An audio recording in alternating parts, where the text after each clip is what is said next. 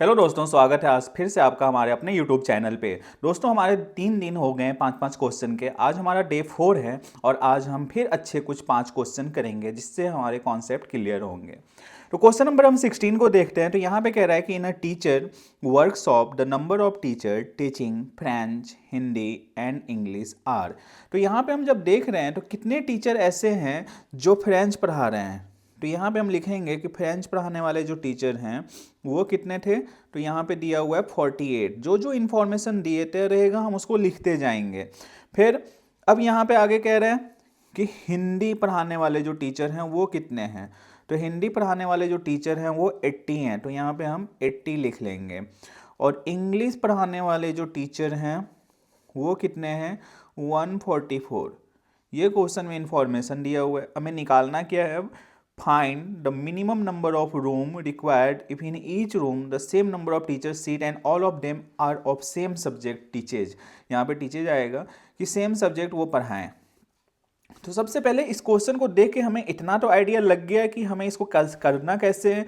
तो हम इसमें क्या निकालेंगे, HCF निकालेंगे इन तीनों नंबर का, 48 का, 80 का, 144 का। यदि हम 48 को ब्रेक करते हैं तो जब 48 को हम ब्रेक करेंगे तो यहाँ से 2, 24, 2, 12, 2, 6, 2, 3। तो हम यहाँ पे लिख सकते हैं 48 की जगह पे कि 2 into 2 into 2 into 2 into 3। Clear. दूसरा जो है हमारा 80 को भी हम ब्रेक करते हैं 2 से, 40, 2, 20, 2, 10 और 2 से 5। अब यहाँ पे हम लिखेंगे तो 2 इंटू 2, 4 बार 2 है, इंटू 2 इंटू 5। क्लियर। अब अगला 144। 144 जब हम लिखेंगे तो 2 7 जा 2 जा 2 36, 2 18, 2 9, 3 3 जा। अब हम इसको भी लिख लेंगे 2 into 2 into 2 into 2 into 3 into 3। ये नंबर हमने नोट कर लिया है। अब हम इसमें देखेंगे तो कॉमन क्या क्या है। तो 2 यहाँ पे, यहाँ भी 2 है, 2 है, तो एक 2 कॉमन आ गया। दूसरा ये 2, ये 2 और ये 2 यहाँ भी है, तीनों में कॉमन है। अगला यहाँ 2, ये 2, ये 2 इसमें भी कॉमन है। और इसमें ये 2, ये 2, 2, मतलब 2 जो है वो इसमें 4 बार चारों में आ रहे हैं। 2 2 जा 4, 4 2 जा 8, 8 2 जा 16। HCF तो इनका 16 हो गया। अब हमें इसमें ये भी समझना है कि क्वेश्चन में दे रहा है कि same number of teacher teaches. तो अब हम टोटल यदि सम निकालते हैं डिवाइड करके तो 48 को भी हमने 16 से डिवाइड करनी है, प्लस 80 को भी हमने 16 से डिवाइड करनी है और 144 को भी हमने 16 से डिवाइड करनी है। 48 को करेंगे तो 16 3 जा, इसको करेंगे तो 16 5 जा और इसको करेंगे तो 16 9 जा। 5 और 3 8 प्लस 9, 9 और 8 कितना हो गया 17। तो ऐसे 17 टीचर होंगे जो सेम सब्जेक्ट पढ़ा रहे होंगे हर एक क्लास में। Move to next question. ये अच्छा सा क्वेश्चन है हमारा सर्कल का।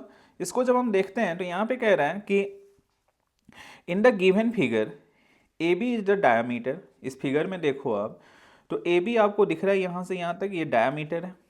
Tangent P Q, intersect point सी।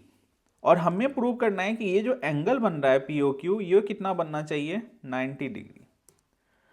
तो सबसे पहले हमें इस क्वेश्चन को करने से पहले क्या करना पड़ेगा, फिगर को अच्छे से एडजस्ट करना पड़ेगा।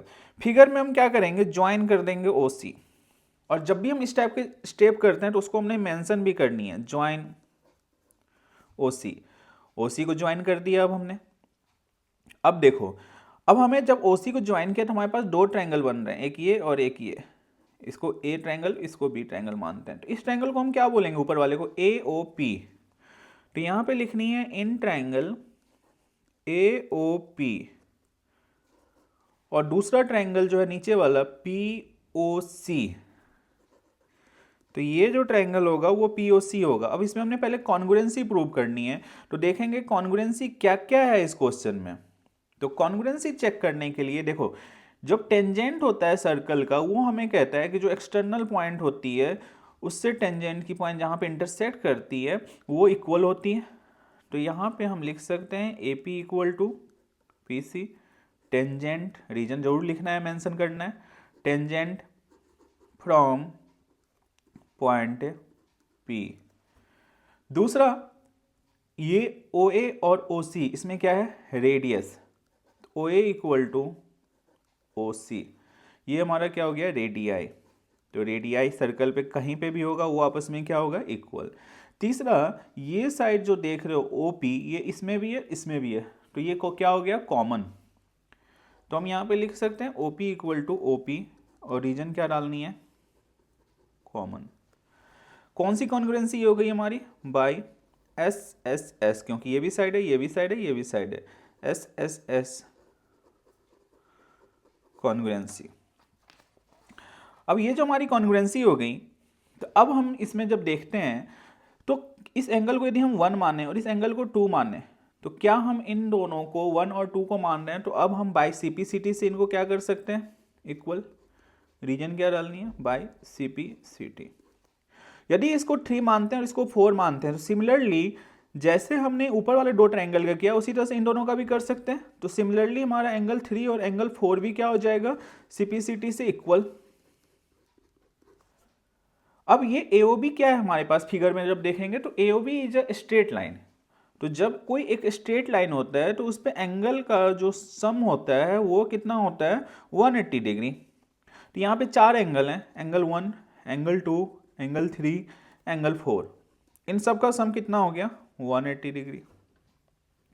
अब देखो 2 और 1 आपस में इक्वल है, यहाँ पे देखा हमने, तो जहाँ पे एंगल 1 है वहाँ पे हम एंगल 2 लिख सकते हैं, यहाँ भी एंगल 2। जहाँ पे एंगल 3 है वो रहने देंगे, और एंगल 4 एंगल 3 के बराबर है, तो यहाँ पे एंगल 3 आ गया। 2 टाइम्स एंगल 2 और 2 टाइम्स एंगल 3, ये कितना हो गया, 180 डिग्री। दोनों में 2 कॉमन था, निकाल लिया बाहर, 2 और 3 180। तो यहाँ से 2 + 3, ये 2 इधर आके कट कर देगा, तो कितना बचा, 90। अब फिगर में देखोगे आप 2 और 3 मिलके क्या बना रहा है, POQ। तो यहाँ पे हम लिख सकते हैं कि हमारा POQ जो है वो कितना आ गया, 90 डिग्री। यही हमें प्रूव करना था, हेंस प्रूव्ड।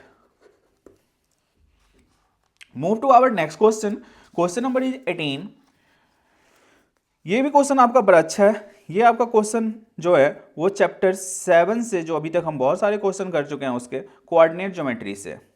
अब यहाँ पे देखो, कह रहा है कि find a relation between x and y such that point xy is equidistant from the point।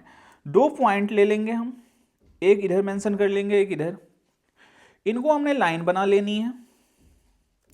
इसको a 3 और 6 और इसको हमने b मान लेनी है -3, 4। कहीं पे आपका एक पॉइंट P है और वो x, y है, और हमें एक हिंट दे दिया है, ये क्या है, इक्विडिस्टेंट है। तो इक्विडिस्टेंट हमको वो पता है, इक्विडिस्टेंट का मतलब क्या होता है, इक्वल डिस्टेंस। अब जितनी लेंथ AP की होगी उतनी ही लेंथ BP की भी होगी, और डिस्टेंस फॉर्मूला हमें पता है √x2 - x1 का स्क्वायर y2 - y1 का स्क्वायर, ये AP का हो गया। उसी तरह से BP पॉइंट का भी सेम फॉर्मूला लगेगा, x2 - x1 का स्क्वायर y2 - y1 का स्क्वायर। अब इसमें देखिए, ये हमारा x1 y1 हो गया इधर से, तो ये क्या हो जाएगा, x2 y2। अब ये वाली वैल्यू हम AP में ला के पुट करते हैं, तो x2 कितना है हमारा x, x1 कितना है 3। नॉर्मल स्टेप वाइज क्वेश्चन करते जाओगे तो अपने आप होते जाएगा। y2 कितना है y, और y1 कितना है 6, इसका स्क्वायर। अब जब हम इसमें आते हैं तो इसको हम x2 y2 मान चुके हैं, तो अब इस वाले पॉइंट को हम x1 y1 मान लेते हैं, और कोशिश यही हमारी रहनी चाहिए कि x और y पहले हो, ताकि हमें क्वेश्चन आराम से सॉल्व कर सकें। अब ब्रैकेट में यहाँ के लिए x2 x था, और x1 कितना है -3, तो इधर माइनस है, तो माइनस माइनस क्या हो गया, प्लस। y2 क्या है y, और y1 क्या है 4, तो y -4। क्लियर, यहाँ तक कोई डाउट। अब हम ये रूट को हटाएंगे, तो रूट को हटाने के लिए हमें क्या करना पड़ता है, स्क्वायरिंग बोथ साइड। तो यहाँ पे लिखनी है स्क्वायरिंग बोथ साइड। स्क्वायर से ये रूट कैंसिल, स्क्वायर से ये रूट कैंसिल। अब यहाँ पे बचा x - 3 का स्क्वायर यहाँ पे बचा y माइनस 6 का स्क्वायर, यहाँ पे x प्लस 3 का स्क्वायर और यहाँ पे बचा y माइनस 4 का स्क्वायर। अब a माइनस बी का होल स्क्वायर का फॉर्मूला जो होता है वो क्या होता है, a का स्क्वायर प्लस b का स्क्वायर माइनस 2ab। तो उस हिसाब से एक्स स्क्वायर 3 3 जा 9 माइनस 3 2 जा 6x। उसी तरह से यहाँ भी वाई स्क्वायर 6 6 जा 36 माइनस 6 2 जा 12y equal to x square 3 3 जा 9 3 2 जा 6x वाई स्क्वायर प्लस 4 का स्क्वायर 16 माइनस 4 2 जा 8y। अब यहाँ पे कुछ टर्म कट हो सकते हैं। कट कैसे, जैसे ये एक्स स्क्वायर है और इधर भी एक्स स्क्वायर है तो ये क्या हो गया, कैंसिल। वाई स्क्वायर इधर भी है, वाई स्क्वायर इधर भी है, कैंसिल हो गया। अब हम क्या करेंगे, सारे एक्स को एक जगह लिख लेंगे। अब ये माइनस 6x है और ये प्लस 6x है, इधर आके माइनस 6x हो गया, दो टर्म हमारे हो गए। अब ये माइनस 12y है और ये माइनस 8y, इधर आके क्या हो जाएगा, प्लस 8y। एक चीज़ और हम कट कर सकते हैं, ये प्लस 9 और यहाँ पे प्लस 9 सेम है, कटिंग हो गई। अब नंबर को देखो, इधर नंबर कितना बच गया, प्लस 36 और इधर नंबर कितना बचा 16, ये इधर आके क्या हो जाएगा, माइनस। क्लियर है यहाँ तक। Minus 6x minus 6x minus 12x plus और माइनस, माइनस 12 में से 8 गया 4, साइन का ध्यान रखनी है, 12y है तो इसके साथ आगे माइनस आएगा। 36 में से 16 गया 20। अब यहाँ पे देखो माइनस बाहर निकाल लेते हैं, 4 के टेबल का तीनों नंबर है तो 3x 4 3 जा 4 निकल चुका है, प्लस y माइनस बाहर निकाला है तो यहाँ पे माइनस आ जाएगा 5, ये माइनस 4 इधर जाके क्या हो जाएगा, खत्म। तो यहाँ पे हमारे पास इक्वेशन क्या बचा, 3x plus Y minus 5 equal to 0, 3x plus Y और ये माइनस 5 इधर आके प्लस। तो ये इक्वेशन रिलेशन निकला इनके बीच में। तो काफ़ी अच्छा क्वेश्चन था, इस टाइप के क्वेश्चन अक्सर एग्जाम में पूछा जाता है।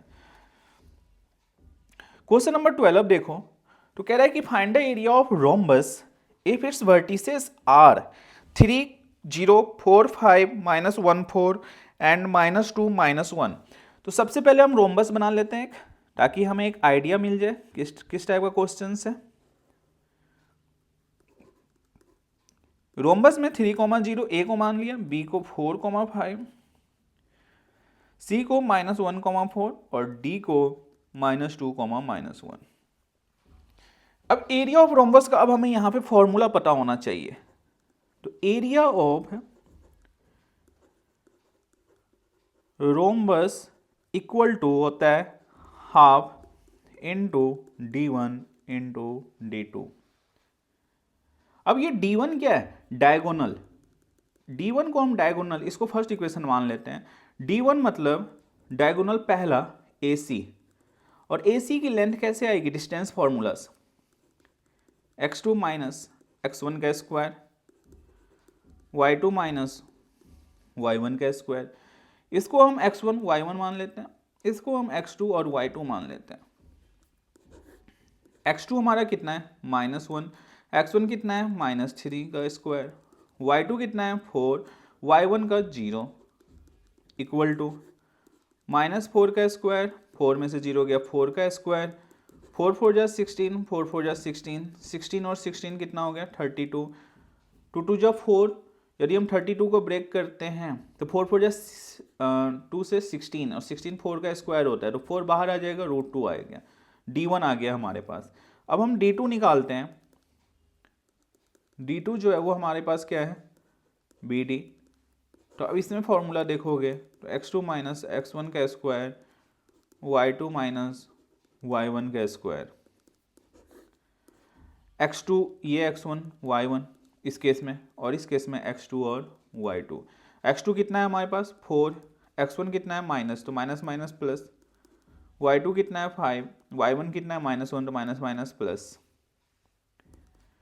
4 + 2 6 का स्क्वायर, 5 + 1 6 का स्क्वायर, 6 6 जा 36, 6 6 जा 36, √72, 6 6 जा 36 √2, 6 √2 आया। D1 की वैल्यू आ चुकी है, D2 की। अब इसमें हम ले जाके पुट कर देंगे, तो यहाँ पे लिखेंगे एरिया ऑफ रोम्बस,